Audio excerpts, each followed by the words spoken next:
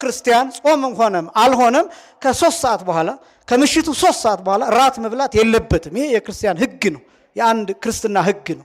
በቃ ከምሽቱ 3 ሰዓት በኋላ ምንም ነገር መብላት የለበትም። ከሌሊቱ 9 ሰዓት ይወሰዳል፣ ከቀኑ 9 ሰዓት ይመጣል። ጠቅላላ 18 ሰዓት ናቸው የጾማቱ ሰዓታት፣ የጾሞቹ ሰዓታት።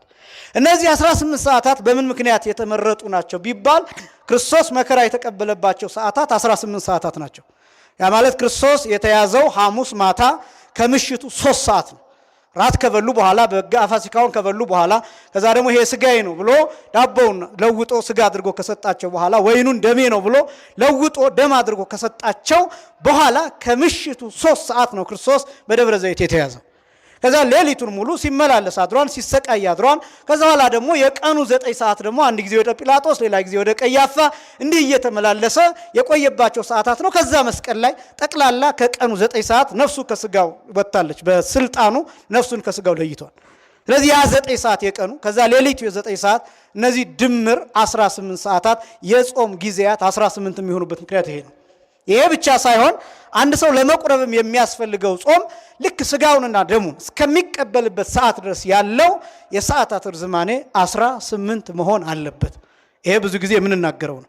ጾም እሱ ነው። ስለዚህ ማንኛውም ክርስቲያን ከምሽቱ 3 ሰዓት በኋላ መብላት የለበትም። ይሄ ጾምን የሚመለከትና የከሰዓት ቅዳሴን የሚመለከት ነው። የጠዋት ቅዳሴ ከሆነ ደግሞ ማንኛውም የሚቆርብ ሰው ከቀኑ 9 ሰዓት በኋላ መብላት የለበትም።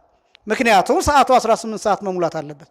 ያ ማለት ነው። ለምሳሌ ቅዳሴ ከጠዋቱ 2 ሰዓት ነው የሚወጣ ወይ ደግሞ የሚቆረበው ከጠዋቱ 2 ሰዓት ነው ተብሎ ቢታሰብ የሌሊቱ 12 ሰዓት አለ። ከዚያ ያንን የቀኑን 2 ሰዓት ታመጣላችሁ 14 ሰዓት ይሆናል። ከዛ 9 ሰዓት አለ፣ 10 ሰዓት አለ፣ 11 ሰዓት አለ፣ 12 ሰዓት አለ። ከዚህኛው ቀን 4 ሰዓት ትወስዳላችሁ። 4 ሲደመር 14 18 ሰዓታት ይሆናል። በተለይ የሚቆርብ ሰው ስጋው ደግሞ የሚቀበል ሰው ለምሳሌ እሁድ ጧት የሚቆርብ ሰው ነገ ከ9 ሰዓት በኋላ መብላት የለበትም።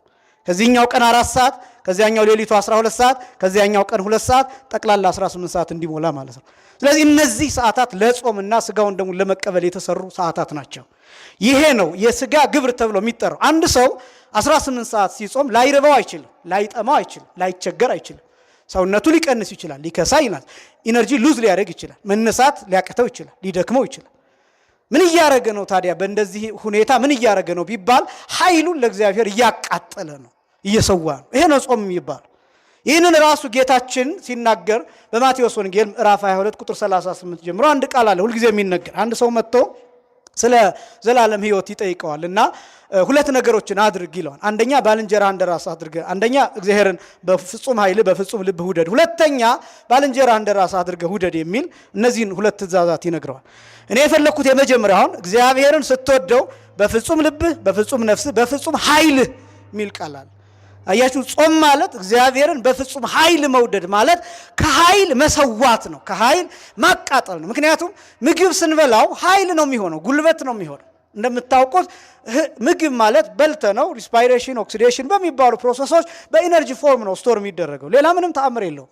ምግብ የምንበላው ውስጣችን ኃይል እንዲከማች ነው። ኃይል እንዲከማች፣ ኢነርጂ እንዲከማች። ያለዛ መናገር አንችልም፣ ማየት አንችልም፣ መስማት አንችልም፣ መራመድ አንችልም፣ መተኛት ራሱ አይቻልም። ምግብ ካልበላ አቅም ከሌለ አይን መክደንና መግለጥ የሚባሉ ነገሮች አይታሰቡ፣ መጨረሻው ሞት ይሆናል ማለት ነው። ስለዚህ ሰው ኃይል ያስፈልገው። ጾም ስንጾም ምን እያደረግን ነው? ከኃይላችን እየከፈልን ነው። በጣም ብዙ ምግብ በልተን ብዙ ካሎሪ ሰውነታችን ውስጥ የሚቀመጠውን ኃይል እሱን ቀንሰን ለእግዚአብሔር እናቃጥለዋለን። እሱ ነው ጸባሒተ ሥጋ ተብሎ የሚጠራው፣ የሥጋ ግብር የሚባለው እሱ። ስለዚህ ጾም ማለት እሱ ነው፣ የሥጋ ግብር ማለት ነው። ልክ ምጽዋት የገንዘብ መዋጮ ወይም የገንዘብ መስጠት እንደሆነ ሁሉ ጾም ደግሞ የሥጋ መስጠት ነው፣ የኃይል መስጠት ነው። ፍትሐ ነገሥቱ እንደሱ ያስቀምጠዋል አንቀጽ 15